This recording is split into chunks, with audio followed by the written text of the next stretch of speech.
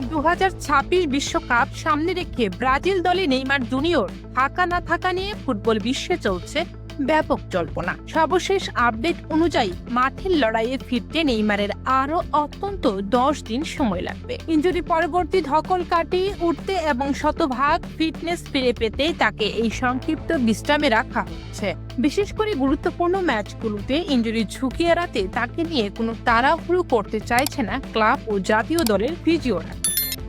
সিলেসাও coach Carlo আলচেত্তি আগে সাফ জানিয়ে দিয়েছেন যে দলে ফিরতে হলে নেইমারকে কেবল নামের ভারী নয়, বরং শারীরিক সক্ষমতা ও মাঠের পারফরম্যান্স দিয়েই জায়গা করে নিতে হবে।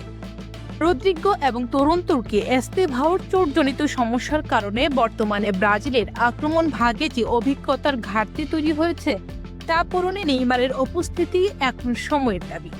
ফুটবল বিশ্লেষকদের মতে এই 10 দিনের পুনর্বাসন প্রক্রিয়া সফল হলে নেইমার আবারও হলুদ জার্সিতে মাঠ মাতাতে পারবেন, যা হেক্সা জয়ের মিশনে ব্রাজিলের জন্য একটি বড় স্বস্তির খবর হয়ে দাঁড়ায়। ব্রাজিলের জাতীয় দলের কোচ কার্লো আলচেত্তি নেইমার ইস্যুতে বেশ পরিষ্কার বার্তা দিয়েছেন।